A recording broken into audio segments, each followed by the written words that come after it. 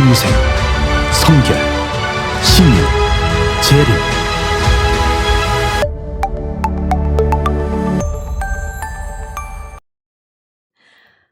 누군가의 손을 잡는다는 것에는 친밀감이 포함되어 있습니다. 남녀가 손을 잡고 있는 것을 보면 저 두 사람이 연인 관계겠구나 라는 걸 추측할 수 있고, 어른이 아이의 손을 잡고 걷는 것을 보면 저 사람이 아이의 보호자겠구나 라는 걸 생각할 수 있는 것처럼 말이죠. 만약 길을 가다가 모르는 사람이 나의 손을 덥석 잡는다면 여러분들은 어떻게 반응하실 것 같습니까? 아마 소스라치게 놀라지 않을까요? 무슨 말씀을 드리고자 하는 것인가 하면, 손을 내민다는 것, 그리고 그 손을 잡는다는 것에는 관계가 필요하고 자격이 필요하다는 것입니다. 그런데 여기 자격이 없는 것을 알면서도 손을 내밀었던 사람과 또 스스로는 내밀 힘도 없는 손을 잡아주신 분의 이야기가 있습니다. 마가복음 5장에서는 12년 동안 정반대되는 삶을 살았던 두 여자의 인생을 엿볼 수 있습니다. 첫 번째 인생은 12해 동안 혈루증을 앓아온 여인입니다. 혈루증은 만성 자궁출혈이라는 병입니다. 이 얘기를 들었을 때 우리는 그런 병이 있구나 라고 생각할 수 있지만, 당시 유대 사회는 여인이 피를 유출하는 것이 부정하다고 여겨졌던 시대였습니다. 레위기에 기록된 하나님의 말씀이 이렇게 말씀하고 있었기 때문입니다. 레위기 15장 19절입니다. 어떤 여인이 유출을 하되 그의 몸이 그의 유출이 피이면 이래 동안 불결하니. 2차 성징이 이루어진 여성의 몸이라면 누구나 매달 월경을 하는 것이 정상입니다. 그런데 유대 사회에서 이 기간에는 앉았던 자리, 누웠던 침상 모든 것이 부정해지고 다른 사람과 접촉할 수도 없었습니다. 그래서 이 기간에는 여성은 스스로를 격리해야 했습니다. 마치 우리가 코로나에 걸리면 스스로 자가격리를 해야 하는 것처럼 말이죠. 그런데 이런 유대 문화 속에서 이 여인의 질병이 만성 자궁출혈이었다는 것입니다. 출혈이 멈추고 병이 온전히 낫기 전까지 이 여인은 부정한 사람입니다.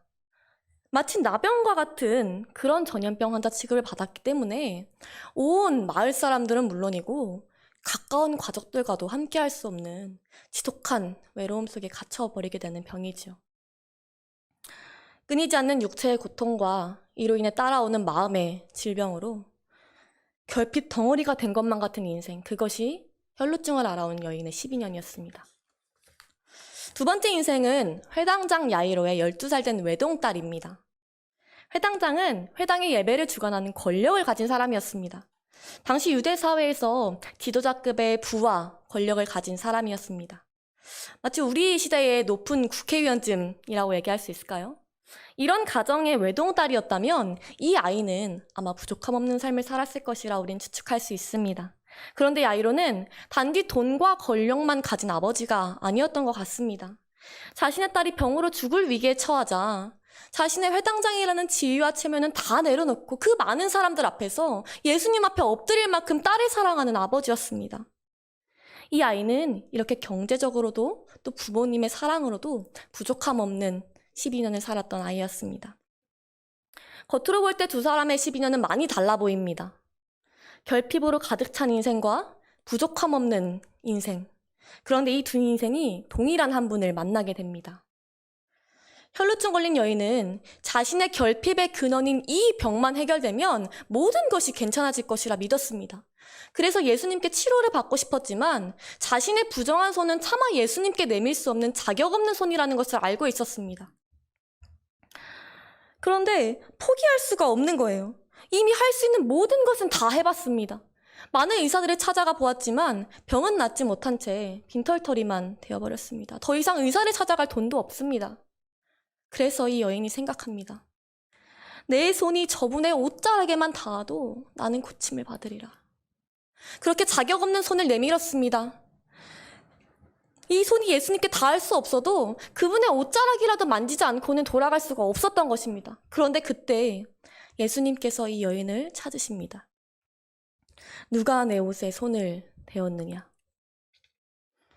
예수님은 너가 누구냐라고 물으시면서 이 여인이 스스로 예수님 앞에 나아오게 하셨습니다. 그리고 두려워 떨고 있는 여인을 향해 이렇게 말씀하십니다.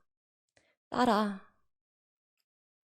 이제 우리의 관계가 모르는 관계, 자격 없는 관계가 아니라 친밀한 관계가 되었다는 것을 많은 사람들 앞에서 선포하신 것입니다.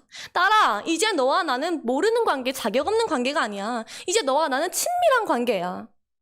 이렇게 예수님께서 말씀하시는 그 순간 이 여인에게 무엇이 임했습니까? 구원이 임했습니다. 할렐루야.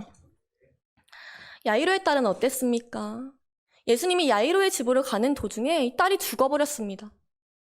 아직 딸이 살아있었을 때는 예수님께 내 딸에게 좀 손을 얹어 이 딸을 고쳐주십시오 라고 요구할 수 있었지만 딸이 죽어버린 거예요. 딸이 시체가 되었습니다. 시체는 부정해서 시체를 만진 자도 부정해지기 때문에 더 이상 내 딸에게 손을 얹어달라고 요구할 수도 없었습니다.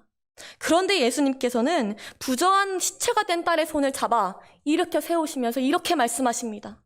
달리다굼, 소녀여 일어나라. 시체는 예수님께 스스로 손을 뻗을 수도 없는 죽은 존재입니다. 그런데 예수님은 그 손을 잡아 일으켜 세우시며 새 생명을 허락해 주셨습니다. 여러분, 우리의 인생은 어떻습니까? 혈루증 걸린 여인과 같이 결핍이 가득한 인생입니까?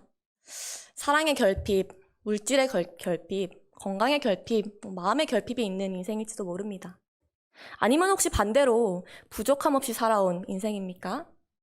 사랑도 받고 여유 있는 가정에서 자라고 살면서 별 어려움을 겪어보지 않은 인생일지도 모릅니다. 아마 우리는 이 두 인생의 중간 어디쯤을 살아가고 있을 것입니다. 그러나 분명한 것은 어떤 인생이든 우리는 예수님께 손을 내밀 자격이 없다는 것이죠. 그저 채워지지 않는 이 결핍이 좀 해결되기를 바라는 마음으로 예수님의 옷자락에 손을 뻗었을 뿐입니다.